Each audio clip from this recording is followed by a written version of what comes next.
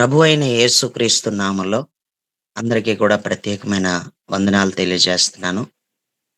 కొరింథీయులకు రాసినటువంటి మొదటి పత్రిక 12 అధ్యాయం మొదటి వచనం మనం చదువుకుందాం. మరియు మరియు సహోదరులారా, హ్మ్. ఆత్మ సంబంధమైన వరములను గూర్చి మీకు హ్మ్. తెలియకుండుట నాకిష్టము లేదు. మీరు చాలు. అన్య చాలు.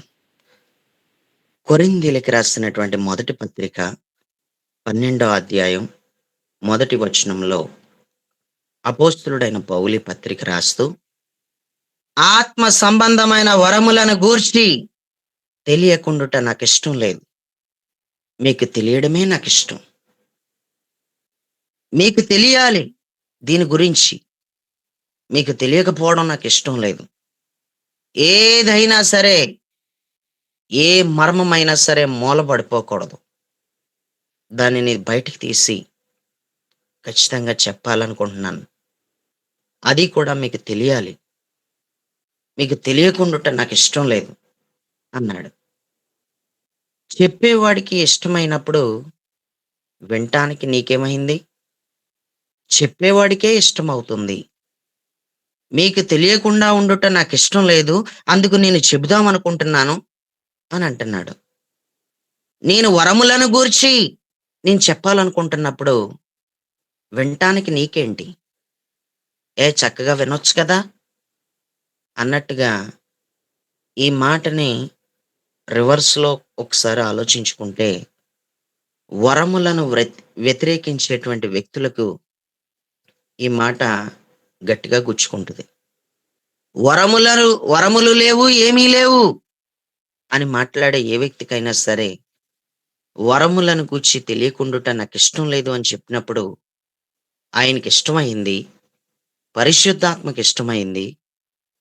వరములను గూర్చి చెప్పటం ఆయనకెంతో ఇష్టమైనప్పుడు, వినటానికి మనకేంటి? అసలు వరములను గూర్చి ఆయనేం చెప్పాలనుకుంటున్నాడో, అసలు వరములను గూర్చి మాట్లాడేటప్పుడే స్టార్ట్ చేస్తూనే ఆ వచనంలో ప్రియులారా అక్కడ మొదలుపెట్టేటప్పుడు మనకు అర్థమవుతుంది. సహోదరులారా అంటూ మొదలుపెట్టి, ఆత్మ సంబంధమైనవి గూర్చి నేను చెప్పాలనుకుంటున్నాను.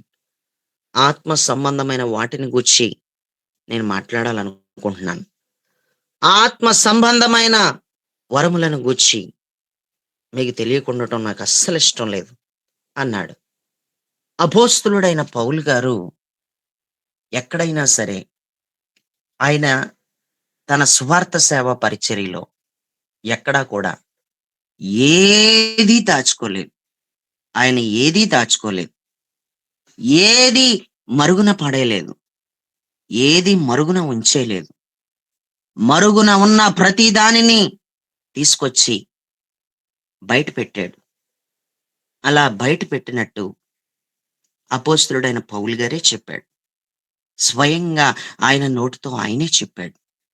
ఏం చెప్పాడంటే, ప్రయోజనకరమైంది ఏదీ దాచుకోలేదు నేను. ఏది ప్రయోజనకరమైనదో అది నేను దాచుకోకుండా దానిని బయట పెడుతున్నాను. దాన్ని నేను బయటకు వదులుతున్నాను.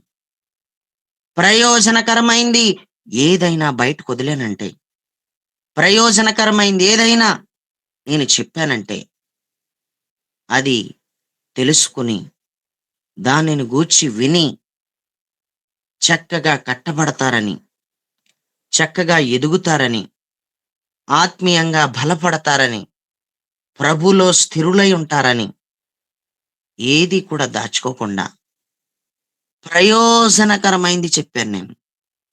దాచుకోకుండా మరీ చెప్పాను అని చెప్పాడు.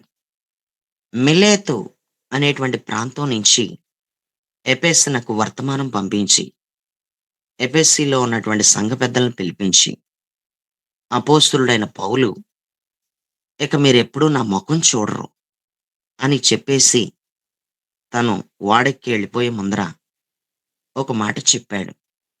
ఎఫెసీలో ఉన్నటువంటి ప్రజలకి లేక సంఘ పెద్దలకి వర్తమానం పంపించి వారిని పిలిపించి ఆయన చెప్పినటువంటి మాట ఇలా ఉంది. అందరూ కూడా అపోస్తుల కార్యాల గ్రంథం 20వ అధ్యాయం 20వ వచనాన్ని చూడండి. చదివేసిన వారు మ్యూట్‌లో పెట్టేసుకోండి. అపోస్తుల కార్యాలు మరియు 20వ అధ్యాయం 20వ వచనం. ఆ! మరియు ప్రయోజనకరమైనది ఏదియు దాచుకొనక బహిరముగ ఆ! బహిరంగముగాను ఇంటింటను హ్మ్. మీకు తెలియజేయుచు హ్మ్. బోధించుచు దేవుని హ్మ్. ఎదుట మారు మనసు పొంది మన హ్మ్. ప్రభువైన యేసుక్రీస్తునందు విశ్వాసం ఉంచవలనని హ్మ్. యూదులకును గ్రీసు దేశస్థులకును ఎలాగు సాక్ష్యం మిచ్చుచుంటునో ఇదంతయు మీకు తెలియను. చాలు. చదువుకున్నటువంటి వాక్య భాగంలో చాలా స్పష్టంగా రాసుంది. మరియు అంటూ మొదలుపెట్టి ప్రయోజనకరమైనది ఏదియు నేను దాచుకోలేదు. ఆ దాచుకోలేనిది ఏం చేశానంటే బహిరంగంగా చెప్పేశాను. ఇంటింటా కూడా మీకు తెలియజేశాను. నేను ఎలా బోధించానో, ఏం బోధించానో, నేను పడ్డ పాట్లు ఎలాంటియో, నేను పడ్డ కష్టాలు ఎలాంటియో మీకంతా కూడా తెలుసది. నేను ఏదీ దాచుకోకుండా మీరు బాగుండాలని, మీరు ఆత్మీయంగా ఎదగాలని, మీరు ప్రభువుకి దగ్గరవ్వాలని, ప్రయోజనకరమైంది ఏదైనా సరే చెప్పేశాను అనన్నాడు. ప్రియులరా, అసూయ లేని పౌలుగా కనిపిస్తున్నాడు. అసూయ లేని పౌలు. శారీర సంబంధంగా అసూయయే, ఆత్మ సంబంధమైన విషయాల పట్ల కూడా అసూయయే మనుష్యులకి. ఒక్క అసూయ వాయిస్ బ్రేక్ అవుతుంది. Praise the Lord. Voice break అవుతుందా? అందరికీ స్పష్టంగానే ఉందా? స్పష్టంగానే ఇనిపిస్తుందండి. ఉందండి. స్పష్టంగానే ఉంది. వినిపిస్తుంది పాస్టర్ మంగక్క గారు. దగ్గరే కంప్లెయింట్ వచ్చేస్తుంది. మంగక్క దగ్గర వచ్చేస్తుంది కంప్లెయింట్. దేవుడికి స్పష్టంగా స్తోత్రం. ఉంది. ఓకే ప్రైజ్ ఫస్ట్ లార్డ్ బానే ఉంది. ఓకే. Praise the Lord. ప్రియులరా, ప్రయోజనకరమైంది ఏది దాచుకోకుండా చెప్పాడు అంటే అసూయ పడని పౌలు అని మనకు అర్థమవుతుంది. శరీర సంబంధంగా పనిచేస్తుంది అసూయ. ఆత్మ సంబంధంగా కూడా ఒక వ్యక్తిని ఎదగనివ్వకుండా, కొన్ని జాగ్రత్తలు చెప్పకుండా, కొన్ని మెలకువలు తెలియజేయకుండా, ఈ మెలకువలు తెలియజేసేస్తే ఎక్కడ ఎదిగిపోతారా అని, ఈ మెలకువలు తెలియజేసేస్తే ఆత్మ నడిపింపుకి దగ్గరైపోతారని, ఈ మెలకువలు తెలియజేసేస్తే దేవునిలో బలపడిపోతారని, అసూయ లేని వాళ్ళు లేకుండా లేరు. అసూయ పరులు చాలా మంది ఉన్నారు. నువ్వు ప్రవచిస్తే అసూయ, నువ్వు భాషలు మాట్లాడితే అసూయ, నువ్వు మంచి సేవ చేస్తే అసూయ. ఈ ఆన్‌లైన్ పరిచర్య విషయంలో ఎంతమంది సేవకులు అసూయ పడిపోతున్నారో. నా మీద చాలా మంది అసూయ పడిపోతున్నారు. వాళ్ళకున్న సంఘాలను బట్టి, వాళ్ళకున్నటువంటి మందిరాలను బట్టి నేనేనాడు అసూయ పడలేదే. ఒక సేవకుడు బాగుంటే, ఒక సేవకుడు సేవ బాగుంటే సంతోషించడం నేర్చుకున్నాను. అందుకే పెద్దవాళ్ళంటారు ఆహ్, ఏమంటారంటే, ఒక ఎలుగుని చూత్తేనంట, ఒక ఎలుగుని చక్కగా చూడగలిగితేనంట 1000 ఎలుగులు కళ్ళబడతాయంట అంటారు. అంటే ఒకడు వెలుగులో ఉండటం, ఒకడు బాగుండటం నువ్వు ఓర్వగలిగితే, అనేక పరిస్థితుల్లో దేవుడు నిన్ను కూడా ఒక స్థిరమైన వ్యక్తిలాగా, ఒక ఉన్నతమైన స్థాయిలోకి నిన్ను కూడా తీసుకెళ్తాడు. ఎవరైనా బైక్ కొనుక్కుంటే అసూయ, ఎవరైనా పొలం కొనుక్కుంటే అసూయ, ఎవరైనా ఏదైనా అమ్ముకుంటే అసూయ, అమ్ముకున్న దాని పట్ల ఎక్కువ డబ్బులొస్తే అసూయ, ఒక మంచి ఇల్లు కట్టుకుంటే అసూయ, జాబొస్తే అసూయ, పెళ్ళవుతే అసూయ. ఏటి అంత మంచి అమ్మాయి వచ్చేసిందా ఈడికి అని అసూయ. ఏంటి ఈ అందం చందం లేని దానికి, ఈ కాకిలాగా ఉన్నదానికి ఇంత తెల్లగా ఉన్నవాడొచ్చేసాడా అని అక్కడ అసూయ. కారులో తిరుగుతుంటే అసూయ, బండి మీద తిరుగుతుంటే అసూయ. అసూయ ఎక్కువైపోతుంది. దేవుడికి స్తోత్రం. ప్రియులరా, నా బైకు ఒకరు నాకు బైకిచ్చి తీసేసుకున్నారు. ఒకరు బైక్ ఇచ్చి లాగేసుకున్నారు. బైక్ ఏమైందండి? నడుచుకుని వెళ్తున్నారు మీరు అని ఒకరు అడిగారు. దొంగలు తీసేసుకున్నారని చెప్పాను. మరి పోలీస్ స్టేషన్‌కి వెళ్ళి కంప్లెయింట్ పెట్టకపోయారా? దొంగలు పట్టుకుపోయారు అంటున్నారు కదా అని అన్నాడు. లేదు లేదు, దొంగలే నా మీద మరలా తిరిగి పోలీస్ స్టేషన్‌లో కంప్లెయింట్ పెట్టారన్నాను. ఇదేం విచిత్రమో! దొంగల మీద బండి పట్టుకుపోతే మనం పెడతాం కంప్లెయింట్. కానీ దొంగలే నా మీద పోలీస్ స్టేషన్‌లో కంప్లెయింట్ ఇచ్చారు. మీకేం అర్థమవుతుందో నాకు తెలీదు కానీ, ప్రియులరా, నా చేతిలో బండి దొంగలెట్టుకుపోతే, దేవుడు సైకిల్ తొక్కుంటూ వెళ్తున్నటువంటి నాకు, సైకిల్ తొక్కుకొని ఎళ్లి సువార్త చేస్తున్నటువంటి నన్ను చూసి నాకొక బైక్ ఇస్తే, ఏదో బైక్ ఇచ్చాడనుకుని సంతోషపడిపోయి సంబరపడిపోతే, ఆ బైక్ పట్టుకుపోయారు. చేతిలో బైక్ లేకపోతే, ఏదో ఒక కుడిరెక్క ఎగిరిపోయినట్టు అయిపోయింది. ఏదో ఒక చెయ్య ఇరగ్గొట్టుకున్నట్టు అయిపోయింది. వెంటనే మరుసటి రోజే దేవుడు ఒక వ్యక్తిని లేపి, ప్రియులరా, 1,10,000 పెట్టి ఒక బైక్ కొనిస్తాం మీకని చెప్పి షోరూమ్‌కి తీసుకెళ్ళి, వెంటనే క్యాష్ కట్టేసి, నాకు పల్సర్ బైకు కొనిచ్చారు నాకు. ఈ పల్సర్ బైక్ మీద తిరుగుతుంటే ఒక్కొక్కడికేని ఈడికి సైకిల్ గతి పోయింది ఈడికి. ఈడికి సైకిల్ గతి పోయింది ఈడికి. ఎర్ర బండి మీద తిరిగేత్తన్నాడు ఈడు. ఈడి బండి పెద్ద బండొచ్చేసింది ఈడికి అని వీధిలో అసూయ పడిపోయారు. నేను ఏ ఊరిలో సువార్త చేయడానికెళ్ళానో, ఆ సువార్త చేయడానికెళ్ళినటువంటి ఊరిలో ఒక స్థలం తీసుకుంటే, ఆ స్థలంలో మందిరం కట్టే పరిస్థితుల్లో మందిరం కట్టే పరిస్థితుల్లో మా ఊరు కాదది. మందిరం కట్టే పరిస్థితుల్లో పక్కూరది. ఆ ప్రక్కన ఊర్లో మందిరం కట్టే పరిస్థితుల్లో మెటీరియల్ అంతా తీసుకొచ్చి అక్కడ వేయించి, పని వాళ్ళని సిద్ధం చేసి, పని వాళ్ళతో పని మొదలుపెట్టే సమయంలో ఊరంతా ఏకమైపోయి ఒక్కడే లెగిసి ఊరినంతా లేపి అందరం సంతకాలు చేసాం. ఈయనిక్కడ మందిరం కట్టడానికి మాకిష్టం లేదు అని చెప్పి సుమారుగా 450 మంది నా మీదకొచ్చేసారు. అది ఎలక్షన్‌ల టైం అది. ఎంపీటీసీ ఎలక్షన్‌లో ఏవో జరుగుతున్నాయప్పుడు. ఆ సమయంలో మొత్తం అందరూ తాగేసున్నారేమో, చాలామంది నా మీదకొచ్చేసారు. ఇక్కడ మందిరం కట్టడానికి వీల్లేదని, ఇళ్ళ మధ్యలో మందిరం కట్టనివ్వరని, ఎక్కడో కొబ్బరి తోటలో స్థలం తీసుకుంటే, ఆ కొబ్బరి తోట ఊరు చివరికి ఎక్కడో ఉంటది. పొరుగురోడిని ఈ ఊర్లో అంతగా నాకు సపోర్ట్ గట్టిగా చేయకపోతే, కొన్న స్థలం వేస్ట్ అయిపోద్ది ఇళ్ళ మధ్యలో కొనకూడదని, కొంచెం జ్ఞానంగా ఊరు చివరే తీసుకున్నాను. ఏంటంటే, ఊరంతా వచ్చి ఇక్కడ ఉండదా దేవుడు అలాంటి కార్యం చేయడా అన్నట్టు నేనక్కడ తీసుకున్నాను. తీసుకుంటే ప్రియులారా, జాగ్రత్తగా వినండి. అక్కడ పనిచేసే పని వాళ్ళని గట్టిగా బెదిరించి, "ఏం కడుతున్నారిక్కడ? ఎవడు కడుతున్నాడిక్కడ?" అని చెప్పి పని ఆఫ్ చేయించేస్తే, వాళ్ళు నాకు ఫోను చేసి, "ఎక్కడున్నారు రండి. ఇక్కడ ఆపేస్తున్నారు ఈళ్ళు" అన్నారు. సడెన్‌గా అక్కడికి వెళ్ళేసరికి ఒక్కడినే వెళ్ళాను. ఎవరు లేరు నాతో.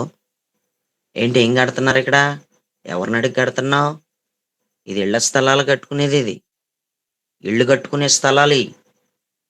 ఇళ్ళే కట్టుకుంటారిక్కడ. గుడులు కట్టడానికి లేదిక్కడ" అనన్నాడు. మరి ఇళ్ళే కట్టడానికి, ఇళ్ళు కట్టే స్థలమే అయితే, ఇది ఇళ్ళ స్థలాలని ఆ స్టార్టింగ్‌లోనే ఒక బోర్డ్ పెట్టొచ్చు కదా మీరు. మరి ఇంతవరకు కూడా రాని మాటలు ఇప్పుడొచ్చినియేంటి అని అడిగినప్పుడు, "కట్టొద్దన్నాం అంతే. ఇదిగో ఇంతమంది సంతకాలు" అని చెప్పేసి ఊర్లో పెద్దాయన్ని తీసుకొచ్చేసి, ఊర్లో ఉన్న ప్రెసిడెంట్‌ని తీసుకొచ్చేసి, "ఇదిగోండి ఇంతమంది సంతకం పెట్టారు. మందిరం కట్టనివ్వం" అని చెప్పారు. మాకున్నటువంటి విశ్వాసులు ఆళ్ళో చెట్టుకొకలో, పట్టుకొకలో చెదిరిపోయారు. నాకు సమస్యొస్తే నా పక్షంగా ఒక్కరు కూడా నిలబడలేదు. భయపడిపోయి వెళ్ళిపోయారు. ఎన్ని ప్రసంగాలు చేసి వారిని నేను ఎంత గట్టిగా కట్టినా ప్రియులరా, సరైన శోధనొస్తే నిలబడకుండా నన్నొదిలేసి వెళ్ళిపోయారు. అర్ధాంతరంగా వదిలేసి వెళ్ళిపోయారు. వదిలేసి వెళ్ళిపోయి నా నాకు ఏ రకమైన సపోర్టు చేయలేదు. ఇంక వెళ్ళిపోయారు. నేనైతే అక్కడ ఏదేమైనా మాట్లాడుతున్నాను గానీ, ఆ ఊర్లో ఉన్న పెద్దలే స్వయంగా వచ్చి, "ఇక్కడ మందిరం మీరు మరి ఇంతమంది సంతకాలు పెట్టారంట. మరి మీరేం కడతారు పాస్టర్ గారు? ఆహ్, ఇల్లయితే కట్టుకోండి" అనన్నారు. నేను ఇల్లే కట్టుకుంటానండి అయితేనన్నాను. ఇల్లు కడతాకే ఇల్లే కడతాం మేము. రేపిక్కడ సౌండ్ సిస్టమ్ పెట్టం. మేము ఇక్కడ ప్రార్థనలు పెట్టం అని కాగితాలు రాసి అన్నారు. ఈ వచ్చినోళ్ళందరూ కూడా. అప్పుడు నేనన్నాను, "ఏవండీ ఈ మాట చెప్తున్న ఆయన చూసారా? ఈ మాట చెప్తున్న ఆయన ఈ ఊరొదిలేసి ప్రక్కూర్లో ఎక్కడో ఇల్లు కట్టుకున్నాడో, ఆ ఊర్లో కాగితాలు రాసిచ్చే కట్టుకున్నాడా? ఈ మాట ఏమైనా బావుందా? ఇది న్యాయమేనా అసల ఈ మాట? ఇల్లు కట్టుకోవడానికి కాగితాలు రాసిచ్చటం ఏంటండి? ఏ ఊర్లో ఎవడైనా ఇల్లు కట్టుకుంటే కాగితాలు రాసిచ్చాడా? ఆ మాట బాగుందా అసల? ఇదంతా కాదండి. ఇదంతా కాదు. అసల కట్నివ్వకూడదు ఏది అన్న ప్లాన్ మీదున్నారు. 5 సెంట్ల స్థలం కొనుక్కుంటే ఓరవలేకపోయారు. ఆ స్థలమంతా కూడా 4 పలకలుగా ఉందని ఆ తోటలో 5 సెంట్ల స్థలం విషయంలో ఓరవలేకపోయారు. సుమారుగా రూ. 50,000 ఖర్చు పెట్టాను మట్టి తోలించడానికి. 2 కొబ్బరి చెట్లుంటే ఆ స్థలంలో జేసీబీతో తీయించేసి వ్రాళ్లతో రూ. 50,000 మట్టికే ఖర్చు పెట్టాను నేను. మట్టి పోయించి ఎంతో ఎత్తు లేపించాను. స్థలం మట్టి తోలించిన తర్వాత స్థలం చూడలేకపోయారు. ఓరవలేకపోయారు. అసూయ వచ్చేసింది. ఎలాగైనా సరే ఈయన అమ్మేమని చెప్పండి. ఈ స్థలం మేము కొనుక్కుంటాం అని అన్నారు. మీరేమన్నా అమ్మేస్తారా స్థలం పాస్టర్ గారు అన్నాడు ఆ ప్రెసిడెంట్ గారు. ఆ! అమ్మడానికి కాదండి అది కొన్నది. అమ్మమండి ఇల్లే కట్టుకుంటాం. అంటే ఇల్లైనా కట్టుకోవడానికి కాగితాలు రాసివ్వాలండి అనంటే, ఇంగ మరి బాబు మరి ఆళ్ళ మాటే కదా మరి. ఇంకెవరు ఏం చేస్తాం అని చెప్పేసన్నారు. ప్రియులారా, అందులో ఒకడంటాడు, ఈడికి గతి లేక, ఈడికి కూడు లేక నా గుమ్మం మెట్టెక్కాడు, నా గుమ్మం మెట్టెక్కాడు, నా ఇంటికొచ్చాడీడు, నా ఇంటికొచ్చాడు, ఈడు డొక్కు సైకిలేసుకొనొచ్చాడు, ఇప్పుడు ఎర్ర బండి మీద వచ్చేత్తన్నాడీడు అని ఒకడు. ఈడికి గతి లేక వత్తన్నాడు అని ఒకడు. ఈడు ఎలాగుండేవోడు, ఎలాగైపోయాడని ఒకడు. ఎక్కడి నుంచో వచ్చి స్థలం కొనేత్తమేటీడిక్కడ అని ఒకడు. ప్రియులారా, ఒక్కడినే అయిపోయాను. ఊరంతా ఏకమైపోయారు ఒక్కడి మీద. ఒక్కడినే అయిపోయాను. ఊరంతా ఏకమైపోయారు. ఎందుకొచ్చిందో ఈ శోధన. కానీ ఇంతమంది సంతకాలు చేశారు. మీరు మానేయడమే మంచిదని ఆ ఊరు ప్రెసిడెంట్ కూడా చెప్పాడు. నేనన్నాను, మందిరం కట్టుకోమని నేను కూడా కొంతమందితో సంతకాలు తీసుకొస్తానండి. మరి తీసుకురమ్మంటారా? నేను కూడా సంతకాలు చేయించుకొని తీసుకురమ్మంటారా? అని అడిగాను. ఇంక మరి ఆళ్ళు వద్దంటున్నారు గదా! ఇంకెవరు సంతకాలెడతారన్నాడు. ప్రియులారా, చెట్టుకొకళ్ళో, పుట్టకొకళ్ళో చెదిరిపోయిన విశ్వాసులందరూ గూడా ఫోను జేసి, "అయ్యగారు ఏమనుకోకండి. మా ఆయనలకి చెప్తారీళ్ళు. మమ్మల్ని ఇంకా ప్రార్థనకి రానివ్వరు. అలాగ ఇలాగ అని సైడయిపోయాం. ఏమనుకోద్దు. మీరు ఎదిరించండి. గట్టిగానే ఎదిరించండి. మనం కొనుక్కున్నాం అది" అని ఒకరు. "మీరు నిలబడండి" అని ఒకరు. పక్క నుండి కబుర్లు ఎవడైనా చెబుతాడు. నలుగురిలోకొచ్చి మాట్లాడాలి. పక్క నుండి ఎవడైనా చెప్తాడు. నేను చెప్తాను ఒక 100 కబుర్లు. ఒక దైవజనుడికి ఆపదొచ్చిందంటే నువ్వేకమయ్యావా? నేనేకమయ్యానా? పలానా వ్యక్తికి సమస్యొస్తే ఎవరం ఏకమయ్యాం? ప్రియులరా, వీళ్ళ చివరికి ఏం చెప్పారంటే, ఈ కుల సంఘంలోంచి వెలివేసేత్తాం. కులానికి ఒక సంఘం ఉంటది.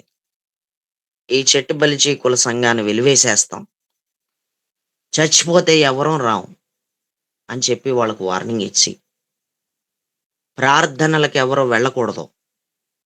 ఆయననిక్కడ మందిరం కట్టేలా చేస్తుంది మీరే అని వీళ్ళింట్లో ఉన్న వాళ్ళకి, పెద్దవాళ్ళకి, మగవాళ్ళకి అందరికీ ఎగేసి ప్రార్థనలకు ఎళ్ళనివ్వకుండా ఊరంతా కలిసి సంఘాన్ని ఆపేశారు. ఊరంతా కలిసి సంఘాన్ని ఆపేస్తే సంఘం నిలబడలేకపోయింది శోధనొస్తే. శ్రమొస్తే నిలబడలేకపోయింది. నేటికి ఆ స్థలం అలాగే ఉంది. అది అమ్మేయాలి. నేను అమ్మేస్తే ఎత్తుకుపోతాకు చూస్తున్నారు. నేను ఆ స్థలాన్ని అమ్మేస్తే ఎత్తుకుపోతాకు చూస్తున్నారు. గెద్దలాగా ఎత్తుకుపోతాకు చూస్తున్నారు. కానీ ఏదేమైనా సరే, అక్కడ దేవుడికి ఏదైనా ఒక ప్లాన్ ఉంటే అవుతుంది. లేకపోతే ఇది ఎందుకొచ్చిందో అని అనుకున్నాను. దేవుడికి స్తోత్రం. కానీ నాకు ఆ శోధన రావటం ఎంతో మేలయింది. అంతమంది కూడా నా మీదకి రావటం నాకెంతో మేలయింది.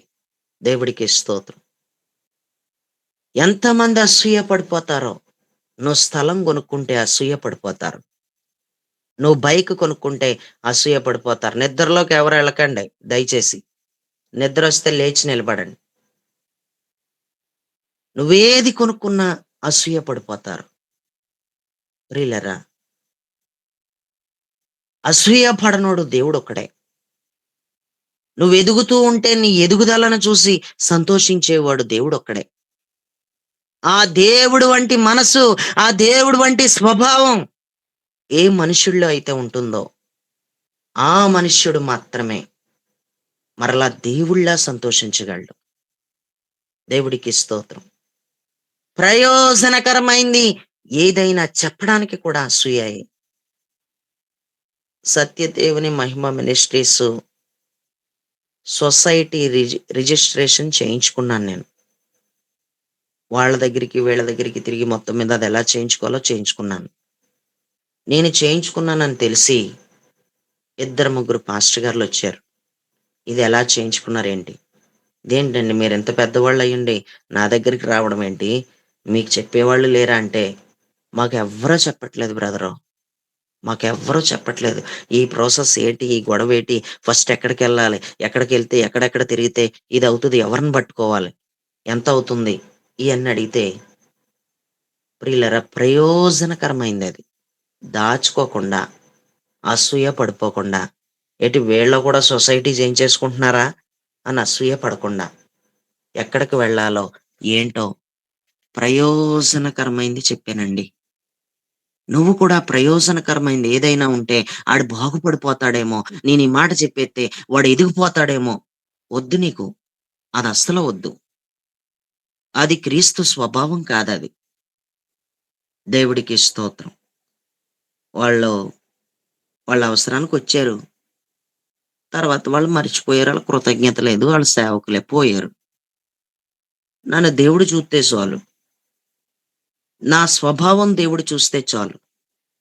అవసరానికి ఉపయోగించుకొని ఎళ్ళిపోయి, తర్వాత మాట్లాడకపోయినా ఎక్కడన్నా కనపడితే, పోనీ నాతో మాట్లాడక్కర్లేదు. దేవుడు మొఖం జూసి చెప్పాను నేను. నీ మొఖం జూసి ఎవడో చెప్పలేదు. దేవుడు మొఖం జూసాను నేను. దేవుడు మొఖం జూసి అసూయ పడకుండా ప్రయోజనకరమైంది ఈ ప్రాసెస్‌లో ఇలాగ వెళ్తే అవుతుంది ఈ పని అని చెప్పాను.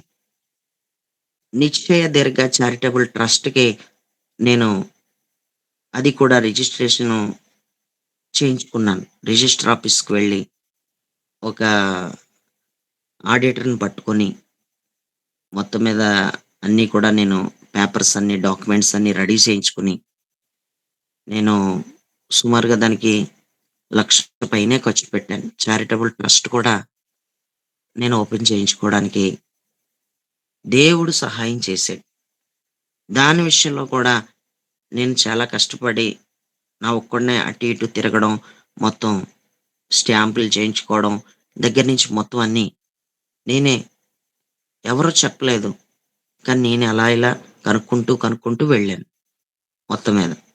ట్రస్ట్‌లో ఓపెన్ చేసినోళ్ళు కూడా చెప్పలేదు. ఇది ప్రాసెస్ ఏంటి? ఎలాగంటే ఈడు ట్రస్ట్ ఓపెన్ చేసేస్తున్నాడా అని అసూయ పడిపోయారు. ప్రియులారా, ట్రస్ట్ ఓపెన్ చేసిన తర్వాత నా దగ్గరికి వచ్చారు. నా దగ్గరికి ఇద్దరు, ముగ్గురు సేవకులు ట్రస్ట్ విషయంలో కూడా వచ్చారు. ఆళ్ళు వేరే సేవకులు. ఇది ఎలా? ఏంటి?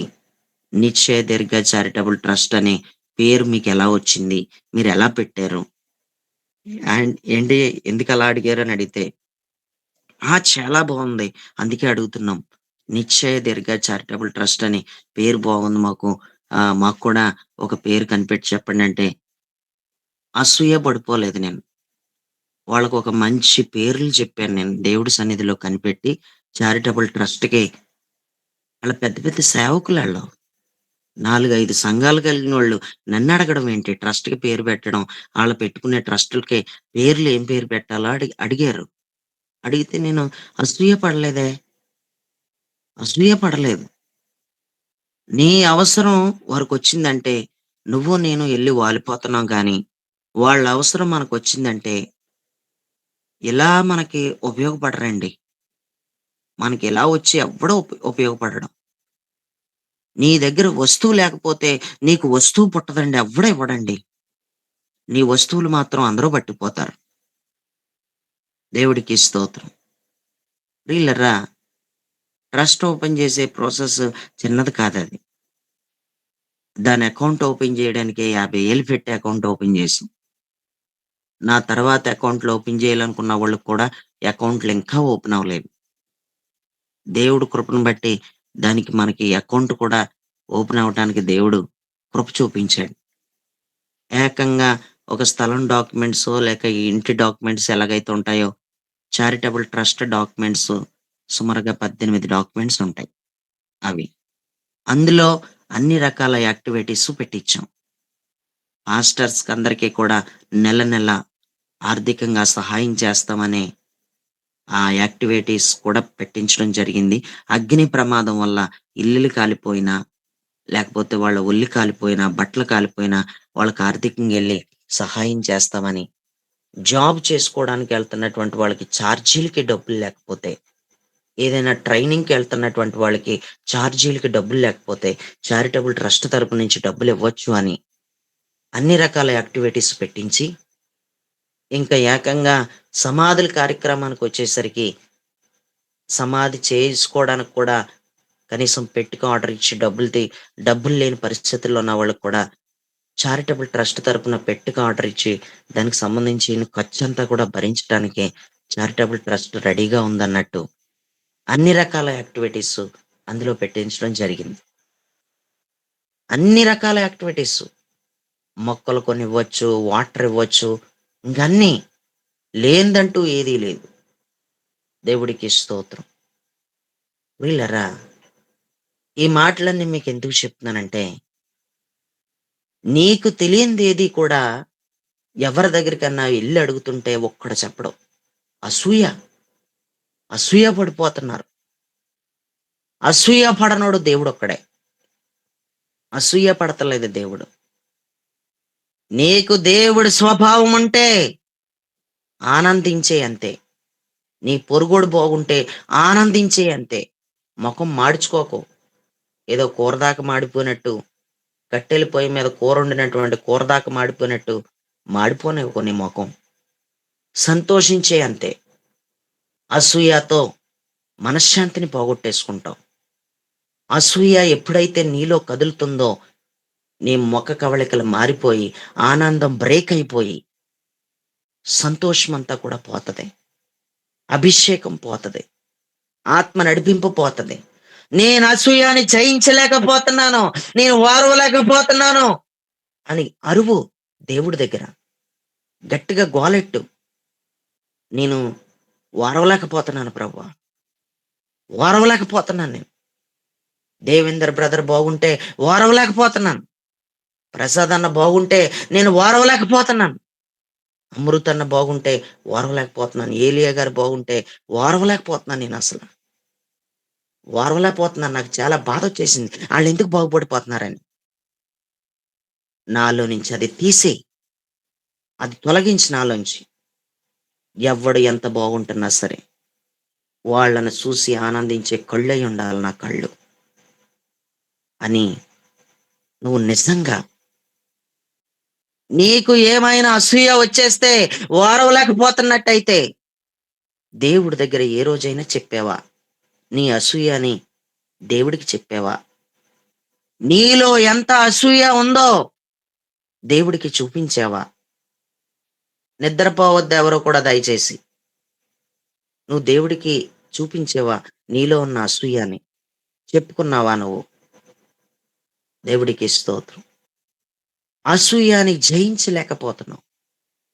ప్రయోజనకరమైంది ఏది దాచుకోకుండా నేనింటింటా చెప్పాను, బహిరంగంగా కూడా చెప్పాను అన్నాడు.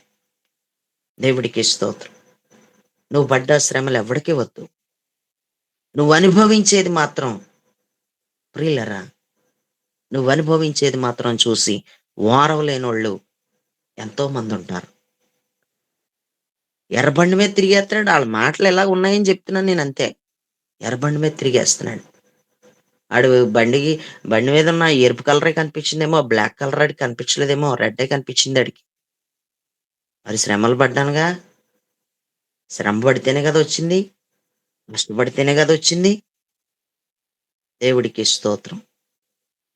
బ్లాక్ కనిపించలేదు ఆడికి. బ్లాక్ రెడ్ రెండు కలిసి ఉన్నాయి. ఆడికి రెడ్డే కనిపించింది ఆడికి. అడుక్కుని తిని ఓడాడు. ఈడు అడుక్కుని తిని ఓడాడు. నా గుమ్మం మెట్టెక్కాడీడు. నా ఇంటికొచ్చాడీడు. నన్నే మార్చాలని చూసాడీడు అని ఒక్కొక్కడు నలుగురు ఏకమైతే రెచ్చిపోయారండి. ప్రియులరా, అసూయ కాదా అది? అది అసూయ కాదా అది? నీ అసూయ నీ ఎదుగుదలకి కారణమే కానీ నీ ఎదుగుదలను ఒకడు అసూయ ఏం తగ్గించదు. నువ్వు అంటావు ఏది కొనుక్కుంటున్నా ఎవరికీ తెలియకూడదు. గోలెట్టేస్తున్నారు. ఏది కొనుక్కుంటున్నా గోలెట్టేస్తున్నారు. గోల ఎక్కువైపోయింది. చెప్పకండి, ఎవరితో చెప్పకండి. సంపాదన ఎంత వస్తున్నా సరే ఎవరికీ చెప్పకండి, గోల ఎక్కువైపోయింది అని అంటారు. వాళ్ళ గోల ఎక్కువైపోయిందని తగ్గిపోదది. అది నీ మూఢనమ్మకమే గాని మరేది కాదది.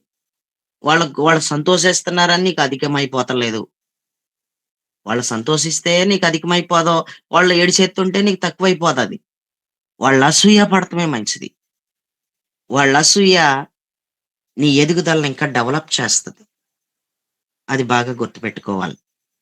దేవుడికి స్తోత్రం. ప్రయోజనకరమైంది పౌలు గారు ఎంత మంచి చెప్తున్నాడో, ఎంత మంచి మాట చెప్తున్నాడో. సేవ చేసే వాళ్ళకు కూడా అసూయ వచ్చేస్తుంది. సేవ చేసే వాళ్ళకి అసూయ వచ్చేస్తుంది. సేవకులకు అసూయ వచ్చేస్తుంది. విశ్వాసులకు అసూయ వచ్చేస్తుంది. ఇంత దారుణమా? మరి నీకున్నది నాకు లేదు. నిన్ను బట్టి నిన్ను చూసి నేనేమి అడవలేదే. నీ సేవను చూసి నేనేమి అడవలేదే. నీ విశ్వాసాలను చూసి నేనేమి అడవలేదే. నీకు చేతనైతే చేసుకో. నీకు దేవుడు నీ పిలిపేటో కనుక్కో. నీ సేవ ఏటో కనుక్కో. ఎక్కడ నీ సేవ కనుక్కో. ఏడవకూడదు. ఒకళ్ళని చూసి ఏడవకూడదు. సేవకులేటి, విశ్వాసులేటి. ఒకళ్ళని చూసి ఏడవకూడదు. అది అసూయ. అది సాతానుగాడి యొక్క క్రియ. అది దేవుడికి స్తోత్రం. అంతకంతకు దావీదు వృద్ధి చెందుతున్నాడు. అంతకంతకు వృద్ధి చెందుతుంటే అసూయ చూపు ఎక్కువైపోయింది. విషపు చూపు. విషపు చూపు అంటే ఓర్వలేని చూపు. ఇది అసూయ చూపు. ఇది అంతకంతకు విస్తరించిపోయాడు. అంతే. అసూయ చూపు, విషపు చూపు చూసినంత మాత్రాన ఆశీర్వాదం ఏమైనా ఆగిపోయిందా? ఇంకా డెవలప్ అయిపోయాడు. దేవుడికి స్తోత్రం. ఈ మాటలు వింటున్నటువంటి ప్రియులరా, వరములను గురించి కూడా ఆయన ఏం చెప్తున్నాడంటే, దాచుకోను నేను అసూయ లేని వ్యక్తిని నేను. వరముల గురించి తెలుసుకుంటే నిజంగా వీళ్ళు ఎదిగిపోతారేమో అని అనుకోలేదు పౌలు. ఆత్మ సంబంధమైన వరములను గూర్చి మీకు తెలియకుండా నాకు ఇష్టం లేదన్నాడు. ఆత్మ సంబంధమైన వరములు అంటే ఇవి పరిశుద్ధాత్మ వరములు. ఈ పరిశుద్ధాత్మకు సంబంధించిన వరములు పరిశుద్ధాత్మ స్వాధీనంలో ఉంటాయి. వరములు. దేవుడికి స్తోత్రం. పరిశుద్ధాత్ముడే ఒక వరముకి పోల్చబడ్డాడు. ఆయన వరముగా పోల్చబడ్డాడు. పరిశుద్ధాత్మను వరము పొందుదురు అని పేతురు గారు చెప్పాడు. వరములో వరములు ఉన్నాయి. ఒక్క వరములో వరములు ఉన్నాయి. ఒక్క వరమే లేకపోతే వరములు ఎలా బయటకు వస్తాయి? అసలు వరముల గురించి ఆలోచించే ముందర వరము గురించి ఏ రోజైనా ఆలోచించేవా? వరము పొందటానికి ఒక రూట్ ఉంది. వరములు పొందడానికి కూడా ఒక రూట్ ఉంది. వరములు పొందడానికి సంబంధించిన రూటు వరము పొందడానికి సెట్ అవ్వదు. వరమును పొందడానికి ఉన్న రూటు వరమును మాత్రమే పొందుతావు ఆ రూట్లో వెళితే. ఏంటి అని అడిగితే నువ్వు అడగటం వలన, నువ్వు కనిపెట్టుకుంటం వలన, నీ ఆసక్తిని బట్టి ప్రియులరా వరమును పొందుకుంటావు. ఆ వరం ఏంటంటే పరిశుద్ధాత్మను వరము. మరి పరిశుద్ధాత్మను వరములో ఉన్న వరములు ఎలా వస్తాయి అంటే నీ ఆసక్తిని బట్టే వస్తాయి. వరము పొందటానికేమో అడగటం, కనిపెట్టుకోవడం వంటివి, అనగా నీ ఆత్మ కావాలని అడగాలి, కనిపెట్టుకోవాలి. కనిపెట్టుకుంటే, అడిగితే వరమును పొందుకుంటాం. నాకు వరములు కావాలి, నేను ప్రవచించాలి అని అంటావా? నీకు ఒక ఆసక్తి ఉంటుందా? ఆసక్తిని బట్టి వరములు బయటకు వస్తాయి. ఒక్క వరములోనే వరములు ఉన్నాయి. ఇంతకీ ఎన్ని వరములు ఉన్నాయి అంటే 21 వరములు ఉన్నాయి. ఏంటా 21 వరములు అనేది ఈ పెందలకడ ప్రార్థనలో క్లుప్తంగా చెప్పి ముగించేస్తాను. 21 వరములు ఉన్నాయి. నిజంగా 21 వరములే ఉన్నాయా అంటే 21 వరములే ఉన్నాయి. దేవుడికి స్తోత్రం. సంఘానికి దేవుడు 21 వరమును ఇచ్చాడు. ఆ 21 వరములు ఎక్కడున్నాయి, ఏంటి అనేది మనం చక్కగా ఈరోజు తెలుసుకుందాం. పరిశుద్ధ గ్రంథాలు తెరిచి ఒకసారి మనం చూడగలిగితే కొరింథీయులకు రాసినటువంటి మొదటి పత్రిక 12వ అధ్యాయం 4వ వచనం చదవాలి. కృపావరములు నానా విధములుగా ఆ, ఉన్నవి గాని ఆ, ఆత్మ ఒక్కడే. మరియు చాలు పరిచర్యలు చాలు చాలు ఒక్కసారి ఆగమ్మ. కృపావరములు నానా విధములుగా ఉన్నవి గాని ఆత్మ ఒక్కడే. కృపావరములకు ప్లాట్ఫాము పరిశుద్ధాత్ముడు అని ఇక్కడ మనకు అర్థమవుతుంది. ఆ తర్వాత చదువమ్మా. మరియు ఆ, పరిచర్యలు నానా విధములుగా ఉన్నవి గాని ప్రభు ఒక్కడే. అక్కడ ఆగు, నానా అక్కడ ఆగు, విధములైన అక్కడ ఆగు, అక్కడ ఆగు, అక్కడ ఆగు. నానావిధ పరిచర్యలు కలవు గాని ప్రభు ఒక్కడే అన్నాడు. పరిచర్యలకి ప్లాట్ఫాము ప్రభువు అని రాశాడు. వరములకు ప్లాట్ఫాము పరిశుద్ధాత్ముడు అని రాశాడు. అయితే ఇంకా కొంచెం కిందకి చదవక్క. నానా విధములైన ఆ, కార్యములు గలవు కానీ అందరిలోనూ అన్నిటినీ జరిగించు దేవుడు ఒక్కడే. ఆగు, అక్కడ ఆగిపో. నానావిధ కార్యములు కలవు గాని దేవుడొక్కడే అన్నాడు. నానావిధ కార్యములకి ప్లాట్ఫాము దేవుడు, పరిచర్యలకి ప్లాట్ఫాము ప్రభువు, వరములకు ప్లాట్ఫామ్ పరిశుద్ధాత్ముడు అంటూ ఇక్కడ వరముల గురించి, పరిచర్యల గురించి, కార్యముల గురించి రాసేశాడు. ఇంతకీ వరములు ఎన్ని ఉన్నాయి అని మనం చదువుకుంటే ప్రియులరా పరిశుద్ధ గ్రంథాలు తెరిచి మనం చూడగలిగితే ఆ పైనే కొరింథీయులకు రాసిన పత్రికలో మనం చదువుకుంటూ ఆ కిందకొస్తే మనకి వరములు కనిపిస్తాయి. వరములు ఒకసారి చదువుతారా అక్క? ఇక్కడ కింద ఉంటాయి.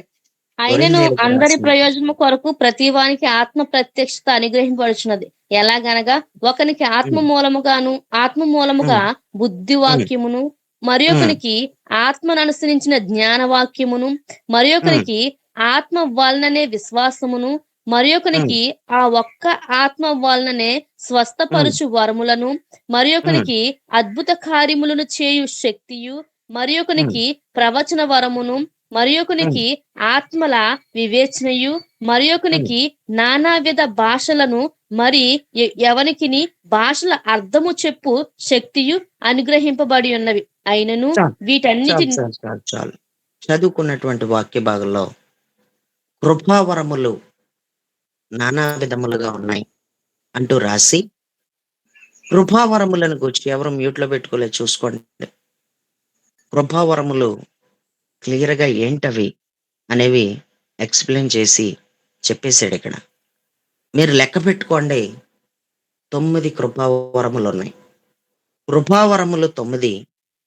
వీటన్నిటికీ పరిశుద్ధాత్ముడు దీనికి అధిపతిగా ఉంటాడు. కృపావరములకే ప్లాట్ఫామ్ పరిశుద్ధాత్ముడు అని బాగా గుర్తుపెట్టుకోవాలి. ఇక్కడ మనం చదువుకున్నటువంటి కృపావరములు 9 కృపావరములు కనిపిస్తున్నాయి. మరలా ప్రియులరా, జాగ్రత్తగా వినండి. 3 మూళ్ళు 9. ఎన్ని మూళ్ళైతే 9? చెప్పండి ఎవరైనా. అడుగుతున్నాను చెప్పండి. 3 మూడు మూళ్ళు. మూడు తొమ్మిది అండి. మూడు మూడు మూడు మూడు తొమ్మిది తొమ్మిది అండి. అయ్యారు. మూడు మూడు మూడు మూడు తొమ్మిది. తొమ్మిది. ఆ 3 మూళ్ళు 9 అంటే కృపావరములు 3 భాగాలుగా విభజించబడ్డాయి. వరములను 3 భాగాలుగా విభజించారు. ఆ 3 భాగాలుగా విభజించినటువంటి కృపావరములకి ఒక భాగానికి ఒక పేరు, ఒక భాగానికి ఒక పేరు, ఒక భాగానికి ఒక పేరు పెట్టారు. అంటే ఏంటి? ఏం పేర్లు పెట్టబడ్డాయి అంటే, ప్రేరేపణ వరములు అంటూ 3 వరాలకే ప్రేరేపణ వరములని 3 వరాలకు ఒక పేరు పెట్టబడింది. ఏంటా ప్రేరేపణ వరములు అంటే, బుద్ధివాక్యం, జ్ఞానవాక్యం, ఆత్మల వివేచన. బుద్ధివాక్యం గాని, జ్ఞానవాక్యం గాని, ఆత్మల వివేచన కానీ, ఈ 3 వరాలు ప్రేరేపణతోనే పనవుతాయి. ప్రేరేపణతో వర్క్ అవుతాయి ఈ 3 వరాలు కూడా. బుద్ధివాక్యం అంటే జరిగిపోయిన సంగతులను మాట్లాడగలిగేలాగా చేసే వరం అది. జ్ఞానవాక్యం అంటే జరగబోయే సంగతులను చెప్పగలిగే వరం అది. జరగబోయే సంగతులను చెప్పే వరం అన్నప్పుడు అది ప్రవచన వరం కాదు, జాగ్రత్తగా వినాలి. అది ప్రవచన వరం కాదది. భవిష్యత్తుని చెప్పడం ప్రవచన వరం. జరగబోయే సంగతులను చెప్పడం జ్ఞానవరం. మీరు బయలుదేరి వెళ్తున్నప్పుడు గార్ధాబాములు మీకు కనిపిస్తాయి అని సమూయేలు సౌల్ని చెప్పి పంపించేస్తున్నాడు. అక్కడ ప్రవచనం కాదది, జ్ఞానవరం పనిచేసింది సమూయేలులో. దానిని జ్ఞానవరం అంటారు, లేక దానిని జ్ఞానవాక్యం అని అంటారు. సమరయ స్త్రీ దగ్గర జరిగిపోయిన గొడవ యేసు ప్రభు వారు మాట్లాడారు. జరిగిపోయిన గొడవ మాట్లాడుతున్నాడు ఆయన. అది బుద్ధివాక్యం అంటారు. బుద్ధివాక్యం యొక్క పనితనం జరిగిపోయిన సంగతులను గూర్చి మాట్లాడతాం. జ్ఞానవాక్యం యొక్క పనితనం జరగబోయే సంగతులను గూర్చి మాట్లాడతాం. ఇక్కడికి 2 కనిపిస్తున్నాయి. ఆత్మల వివేచన అనేది 3వ వరం. 3వ వరము ఆత్మల వివేచన. ఇది చాలా ప్రాముఖ్యమైంది. దేవుడు కళ్ళుగా మారిపోతాయి నీ కళ్ళు. ఒక వ్యక్తి లోపల ఏముందో చూసి చెప్పేస్తావు బయటికి. ఒక వ్యక్తి ఎక్కడ బ్రతికొచ్చాడో, ఎలా బ్రతికొచ్చాడో ప్రేరేపణతో చెప్పేస్తావు. ప్రేరేపణకు సంబంధించిన వరాలివి. ప్రేరేపణతో చెప్పేస్తావు అనమాట. దీన్ని లోపలికి ఏంటి, ఎలాగా, ఈ ఎందుకు ఫెయిల్ అయిపోతాయి, ఎలా ఇంకా బలంగా పనిచేస్తాయి అనేది ఇప్పుడు మనం చెప్పుకోలేం, ఇది చిన్నది కాదు, ఇది సబ్జెక్ట్ ఇది చాలా పెద్దది అది. అది తర్వాత ఎప్పుడైనా చెబుతాను, నేను ఒక్కొక్కటి విడమర్చి తర్వాత ఎప్పుడైనా చెబుతాను. ప్రేరేపణ వరములు లేక ప్రత్యక్షత వరములని 3 వరములకి పేరు పెట్టబడింది. ప్రేరేపణ వరములు, ప్రత్యక్షత వరములు. జాగ్రత్తగా వినాలి. రెండవది శక్తి వరములు అంటూ మరొక 3 వరాలకి మరొక పేరు పెట్టబడింది. శక్తి వరములు లేక దేవుని స్పర్శకు సంబంధించినవి. దేవుని స్పర్శకు సంబంధించినవి శక్తి వరములు అని అంటారు. ఇప్పుడు శక్తి వరములు ఒక 3 ఉన్నాయి. ఏంటి ఆ శక్తి వరములు అంటే విశ్వాస వరం, స్వస్థపరచు వరం, అద్భుతములు చేయు శక్తి అన్నాడు. విశ్వాస వరం, స్వస్థపరచు వరము, అద్భుతములు చేయు శక్తి. ఈ 3 వరాలు శక్తితో పని అవుతాయి. శక్తితో వీటి పనితనం అంతా కూడా ఉంటుంది. శక్తి లేకపోతే అద్భుతాలు జరగవు. శక్తి లేకపోతే వరములో ఉన్న విశ్వాసం వర్క్ అవ్వదు. శక్తి లేకపోతే స్వస్థతలు జరగవు. శక్తి వరాలు లేక దేవుని స్పర్శకు సంబంధించిన వరములు అని అంటాం. మరొక 3 వరాలు ఉండిపోయినాయి కదా మరి. ఇప్పటికి 2 3 6 చెప్పుకున్నాం. మరి ఇంకొక 3 వరాలు ఉన్నాయి కదా. మరి ఆ 3 వరాలకి ఏం పేరు పెట్టొచ్చు అని అంటే మాట్లాడే వరములు లేక సమాచార వరములు అనే పేరు పెట్టొచ్చు. మాట్లాడే వరములు లేక సమాచార వరములు అనొచ్చు. మాట్లాడే వరములేంటి అంటే ప్రవచన వరం. మాటతోనే పని అవుతుంది. నువ్వు మాట్లాడాలి ఈ వరాలతో. ఈ వరముల యొక్క పనితనమే మాట్లాడటం. భాషలు మాట్లాడితేనే ఆ వరం యొక్క పనితనమే మాట్లాడడం. భాషలకు అర్థము చెప్పు శక్తి. భాషలకు అర్థం చెప్పాలన్నా మాట్లాడాలి, భాషలతో మాట్లాడాలన్నా మాట్లాడాలి. ప్రవచనం చెప్పాలంటే కూడా నోరు తెరవాల్సిందే. మాట్లాడే వరములు అని అంటారు. ఇప్పుడు చాలా జాగ్రత్తగా వినాలి. 9 కృపావరములు 3 భాగాలుగా విభజింపబడ్డాయి. ప్రేరేపణ వరములు లేక ప్రత్యక్షత వరములు, శక్తి వరములు లేక దేవుని స్పర్శకు సంబంధించిన వరములు, మాట్లాడే వరములు లేక సమాచార వరములు అంటూ 3 ముక్కల్లో 3 3 9 వరముల గురించి చెప్పేశాను. ఇక్కడ వరముల గురించి అయిపోయింది. నానావిధ పరిచర్యలు కలవు గాని ప్రభు ఒక్కడే అన్నాడు.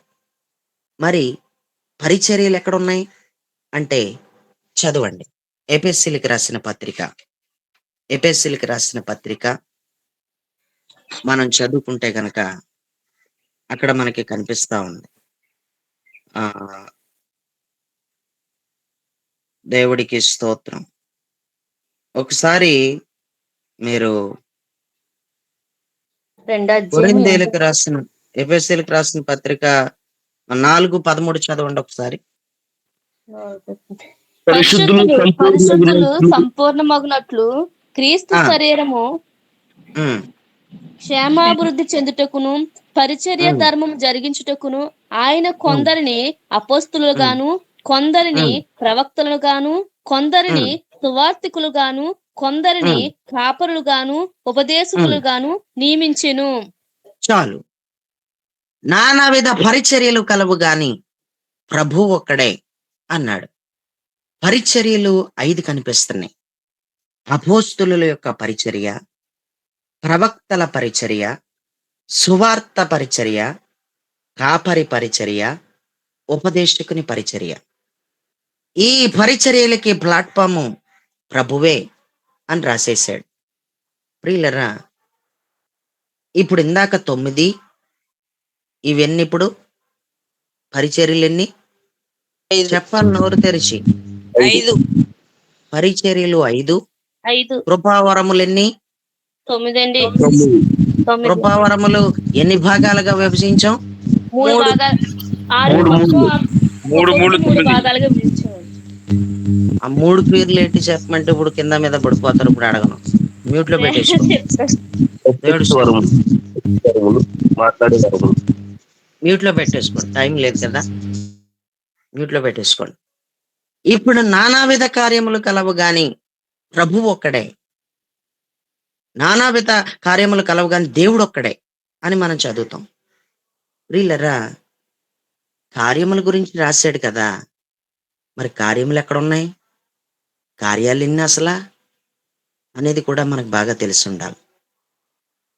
వరముల దగ్గరేమో పరిశుద్ధాత్మ, పరిచర్యల దగ్గరేమో ప్రభువు, కార్యముల దగ్గరేమో దేవుడు అంటూ రాశాడు. మరి కార్యములు ఏంటి, ఎక్కడున్నాయి అంటే కార్యములు 7, కార్యములలో వరములు 7. అంటే వరములు కలిగిన కార్యములు, కార్యములు కలిగిన వరములు 7 అని చెప్పొచ్చు. 5 పరిచర్యలు, పరిచర్యలు కలిగిన వరములు 5 అయితే, కృపావరములు 9 అయితే, నానావిధ కార్యములు అంటే కార్యములలో ఉన్న వరములు 7. అవి కూడా వరములే, అవి కూడా వరములే. కానీ అవి ఒక్క చోట లేవు, అవి ఒక చోట లేవు. 5 ఒక చోట ఉన్నాయి, 2 ఒక చోట రాసి ఉన్నాయి. అంటే 7 కార్యములు ఉన్నాయి. నానావిధ కార్యములు అంటే 7 కార్యములు. ఏంట 7 కార్యములు అంటే, మొదట 5 కార్యములు ఎక్కడున్నాయో ఒకసారి చూద్దాం. రోమాపత్రిక 12వ అధ్యాయం 7, 8 వచనాలు చదువుకుందాం. ఇప్పుడు ఇక్కడ మిమ్మల్ని అడగవలసి ఉంటది మనకు జాగ్రత్తగా. అనుగ్రహింపబడిన ఆ, మనకు అనుగ్రహింపబడిన కృప చొప్పున ఉమ్, వేవేరు కృపావరములు కలిగిన వారమై ఉన్నాము గనుక, ఉమ్. ప్రవచన వరమైతే విశ్వాస ఇక్కడ ఆగిపోవు.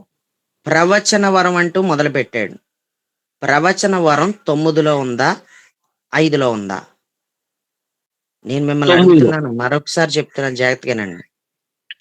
నానావిధ పరిచర్యలు కలవు గాని ప్రభు ఒక్కడే అన్నాడా? నానావిధ పరిచర్యలు 5, కృపావరములు 9. నానావిధ కార్యముల గురించి చదువుకుంటున్నప్పుడు ప్రవచన వరం గురించి రాశాడు అక్కడ. ప్రవచన వరం, 9లో ప్రవచన ఉందండి. వరం 9లో ఉందా? 9లో ప్రవచన వరం. 9లో ఉందండి. 9లో 9లో మాట్లాడే ఉందండి. వరములో ఉందండి ప్రవచన వరం. ప్రవచన వరం కరెక్టేనా? కరెక్ట్ అండి. కరెక్ట్ అయ్యారండి. ఓకే, 9లో ఉంది. చదువన్నా, ఇప్పుడు చదువన్నా ఫాస్ట్ గా. విశ్వాస ప్రవచన చదవండి. పరిమాణం చొప్పున ప్రవచించము. పరిచర్య అయితే పరిచర్యలోను. ఆగాగు, పరిచర్య అన్నాడు. పరిచర్య ఎక్కడ ఉంది?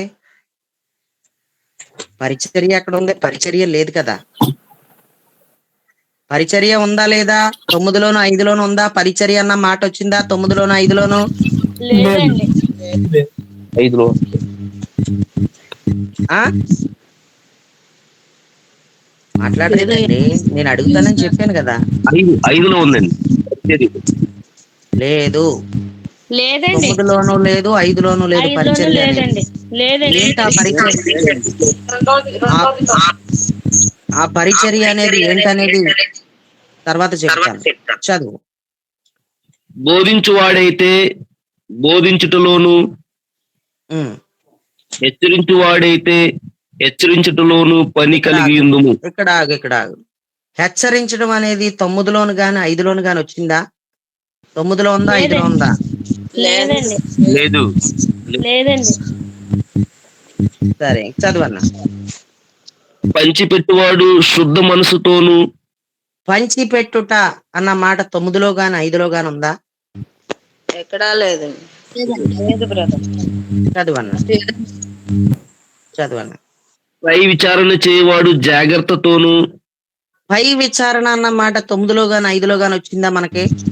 రాలేదండి. లేదండి. నెక్స్ట్ చదవన్నా. కరుణించువాడు సంతోషముతోను పని జరిగింపవలెను. కరుణించడం అన్న మాట 9లో గాని 5లో గాని వచ్చిందా? లేదండి. ఇంకేమన్నా ఉందన్నా చదవాల్సింది అక్కడ పెట్టు. నీ ప్రేమ నిష్కపటమైనదై ఉండవలెను. చాలన్నా. ప్రియులరా, రోమాపత్రిక 12వ అధ్యాయం 7, 8 వచనాల్లో చదివితే 5 కార్యములు కలిగిన వరములు కనబడుతున్నాయి. ఈ 5 9లోనూ లేవు, 5లోనూ లేవు. ఏంటి 5 అంటే పరిచర్య చేయటం అదొక వరము. సంఘంలో చాపలేయడం గాని, సౌండ్ సిస్టమ్ సర్దడం గాని, ఫ్యాన్లు బిగించటం కానీ, అది ఒక పరిచర్య అది. పరిచర్య చేయడం కూడా అదొక వరం అది. ఎవరు పడితే వాళ్ళ పరిచర్య చేయరు. ఆ మందిరం కడగడం కూడా అదొక పరిచర్య అది. ఎవరు పడితే వాళ్ళ మందిరం కడగరు. పరిచర్య అన్న మాట మాట్లాడినప్పుడు అది 9లోనూ రాలేదు, 5లోనూ రాలేదు. అంటే నానావిధ కార్యములలో ఇదొక కార్యం ఇది. నానావిధ కార్యములు కలవు గాని దేవుడొక్కడే అన్నాడు. ఆ తర్వాత హెచ్చరించుట అనే మాట చదివాడు అక్కడ. హెచ్చరించటం అనేది కూడా 9లోనూ రాలేదు, 5లోనూ రాలేదు. హెచ్చరించటం కూడా అదొక వరం అది. ప్రోత్సహించడం అంటారు దాన్ని. ప్రోత్సహించటం. ఎవరైనా ప్రార్థన సడన్‌గా చేయకపోతే, "అమ్మా చెయ్యండి, ఎవరైనా చెయ్యండమ్మా" అంటది మనమ్మ గారు. ప్రోత్సహిస్తదావిడ. పాట ఎవరైనా పాడమంటే, పాట పాడకపోతే, "అమ్మా పాట పాడండి" అని అంటదావిడ. ప్రోత్సహించడం అదొక వరం అది ఆవిడకి. ఆవిడకి తెలీదు ఇదొక వరమని. సాపలేయటం, లేకపోతే సంఘంలో ఏదో పరిచర్య చేయడం, ఇది పరిచర్య చేసే వరం ఇది. అది వరమని ఎవరికీ తెలీదది. అదొక వరమది. ప్రియులారా, పంచిపెట్టుట అన్నాడు. పంచిపెట్టుట అంటే నీ ఆత్మలో పక్షపాతం చూపకుండా పంచటం. పంచిపెట్టడం అంటే పక్షపాతం చూపకుండా పంచాలి. సంఘంలో ఏది పంచినా, బయట పంచినా, ఎవరికి పంచినా, పంచే పరిస్థితి ఏదైనా వచ్చిందనుకో, పంచడం అనేది అది కూడా ఒక వరమే. పక్షపాతం చూపకుండా పంచిపెడతామనమాట. అదొక వరమండి అది. పరి నానావిధ కార్యములలో అదొక వరమది. దేవుడికి స్తోత్రం. పంచిపెట్టడం అన్న మాట 9లోనూ రాలేదు, 5లో కూడా రాలేదు. ఆ తర్వాత పై విచారణ. పై విచారణ అనే మాట కూడా 9లోనూ రాలేదు, 5లోనూ రాలేదు. పై విచారణ అంటే పనులు చేయించడం. పనులు చేయించగలిగే లెవెల్. ప్రియులరా, పని చేయించగలిగినోడు పని చేసిన వాడైతేనే పని చేయించగలడు. పక్క నుండి, ఒడ్డు నుండి కబుర్లు చెప్పడం కాదు. ఇలా చేయి, అవో అలా చేయి అని అనేవాడు ఎప్పుడైనా సరే, వాడు మొదట పని చేసిన వాడై ఉండాలి. మొదట వాడు నడుము వంచిన వాడై ఉండాలి. పై విచారణ అనేది పనులు చేయించగలిగే వరం అది. పనులు చేయించాలి. తాపిమేస్త్రిని పెట్టుకుంటావు గాని నిలబడి పని చేయించుకుంటూ రావాలి. పని చేయించడం కూడా అదొక వరం అది. దేవుడికి స్తోత్రం. చేయించగలగాలి. ప్రార్థన చేయించగలుగు, పాట పాడించగలుగు, పని చేయించగలుగు. పని చేయించడం అనేది అదొక వరం అది. పై విచారణ. నానావిధ కార్యములలో ఇది ఒక వరం ఇది. కరుణించటం అంటే జాలి పడటం, సంతోషంతో ఒకరిని ఆదుకోవడం. ఏమండి, ఎవడు ఆదుకుంటాడండి? ఆ వరం ఉన్నవాడే ఆదుకోగలడు. చెట్టు కింద, పుట్ట కింద మనిషి అంతా కూడా పురుగులు పట్టేసి ఉన్న వ్యక్తులు ఎంతో మంది దారిద్ర్యంతో బ్రతుకుతున్నారు. వాళ్ళని తీసుకొచ్చి వాళ్ళ వస్త్రాలు తీసేసి మంచి వస్త్రాలు ధరింపజేసే ముందర వాళ్ళకి స్నానం చేయించి, వాళ్ళ గోళ్ళు కట్ చేసి, వాళ్ళకి సవరం చేయించి, అండి ఎవడ జాలి పడతాడండి? ఎవడ చేయగలడు ఈ పేదల దగ్గర పరిచర్య? ఇది ఒక వరం ఇది. కరుణించటం. కరుణించేస్తారు. కరుణుంటుంది వీళ్ళకి. ఇది ఒక వరం ఇది. దేవుడికి స్తోత్రం. నానావిధ కార్యములు అనేటప్పుడు 5 ఒక చోట రాసున్నాయి. 7 కార్యములు అని చెప్పాను కదా, 5 కనపడుతున్నాయి. ఇందాక ప్రవచన వరం అని అవన్నీ చదివాడు, అవి తీసేయండి, అవి అందులో వచ్చేసినాయి. అక్కడ రాలేని ఏంటో 9లోను 5లోను రాలేని ఇవి. 9లోను 5లోను రాలేదు ఈ 5 కూడా. అయితే 7 నానావిధ కార్యములు. అయితే మిగతా 2 ఎక్కడున్నాయో చూద్దాం. కొరింథీయులకు రాసినటువంటి మొదటి పత్రిక, కొరింథీయులకు రాసిన మొదటి పత్రిక 12వ అధ్యాయం 28వ వచనాన్ని చదవండి. మరియు దేవుడు సంఘములో మొదట కొందరిని అపోస్తులుగాను, పిమ్మట అపోస్తులు కొందరిని అన్న మాట అపోస్తులు అన్న మాట 5లో వచ్చిందా 9లో వచ్చిందా? 5. కరెక్టేనా? కరెక్ట్ అండి. కరెక్టేనండి. 5. అపోస్తులు అన్న మాట 9లో వచ్చిందా 5లో వచ్చిందా? 5. ఐదులోనే వచ్చి. సరే, అపోస్తులు తీసేయి, చదవమ్మా. అపోస్తులు గాను, పిమ్మట కొందరిని ప్రవక్తలుగాను. ప్రవక్తలు అన్న మాట 5లో వచ్చిందా 9లో వచ్చిందా? 5. 5లో 5లో. వచ్చిందండి. అది కూడా తీసేయి, చదవక. పిమ్మట కొందరిని బోధకులుగాను. బోధకులు అన్న మాట వచ్చిందా? లేదండి. రాలేదు. 5లోను 9లోను రాలేదండి. 5లోనూ లేదు 9లోనూ లేదు. 9లోను సరే, లేదు. అది కూడా తీసేయి, అది కూడా తీసేయి. చదువు. అటు పిమ్మట కొందరిని అద్భుతములు చేయి వారిని గాను, తర్వాత కొందరిని స్వస్థపరచు కృపావరములు గలవారిని గాను, అక్క మరలా పైనుంచి చదువు ఒకసారి. మరియు దేవుడు సంఘములో ఎన్ని వచ్చినామనగా కొరింథీయులకు 12:28 రాసిన మొదటి పత్రిక 12:28. 12:28 అంతే అండి. చదవండి. మరియు దేవుడు సంఘములో మొదట కొందరిని అపోస్తులుగాను, పిమ్మట కొందరిని ప్రవక్తలుగాను, పిమ్మట కొందరిని బోధకులుగాను, అటు పిమ్మట కొందరిని అద్భుతములు చేయు వారిని గాను, తరువాత కొందరిని స్వస్థపరచు కృపావరములు గల వారిని గాను, కొందరిని ఉపకారములు చేయు వారిని గాను, కొందరిని ప్రభుత్వములు చేయు వారిని గాను, కొందరిని నానా భాషలు మాట్లాడు వారిని గాను నియమించెను. ఆగండి. కొందరిని బోధకులు గాను అన్నప్పుడు అది ఉపదేశకుల లెక్కల్లోకి వెళ్తుంది. బోధకులు గాను అన్న మాట అది 5లో కనిపిస్తుంది.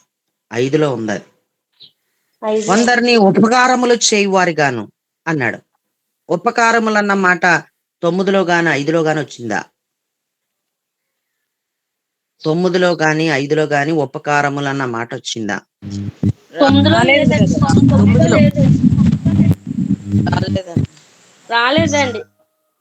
ఉపకారములు చేయటం అదొక వరం. అది నానావిధ కార్యములలో అదొక వరం. అది ఉపకారములు చేయడం అంటే మేలైనదేదో అదే చేయటం.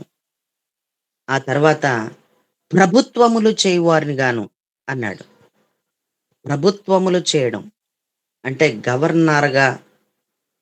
గవర్నర్గా ఉండడం, లేక పెత్తనాదారులుగా ఉండడం అని మనకందరికీ తెలుసు. ప్రభుత్వములు అన్న మాట కూడా 9లోనూ రాలేదు 5లోనూ రాలేదు. ప్రియులరా, కొరింథీయులకు రాసిన పత్రికలో 2 నానావిధ కార్యాల్లో 2 చూసాం. రోమా పత్రికలో 5 చూసాం. నానావిధ కార్యములంటే 7. నానావిధ కార్యములు ఎన్నంటే 7. బాగా గుర్తుపెట్టుకోవాలి. 9, 5 ఎంత? 9, 5 ఎంత? 14. 14, 7 ఎంత? 21. సంఘానికి దేవుడు 21 వరమును దయచేశాడు. ఒక్క వరములోనే 21 వరములు దాగి ఉన్నాయి. ప్రియులరా, ఒక్క వరములోనే 21 వరములు దాగి ఉన్నాయి. వీటిల్ని లోపలికెళ్ళి తవ్వుకుంటూ వస్తే చాలా సబ్జెక్ట్ ఉంటుంది. కానీ అలా నేను పైపైన వివరించేశాను అంతే. దేవుడికి స్తోత్రం. ఆత్మ సంబంధమైన వరములను గుచ్చి మీకు తెలియకుండా నాకు ఇష్టం లేదు అంటూ చెప్పేశాడు.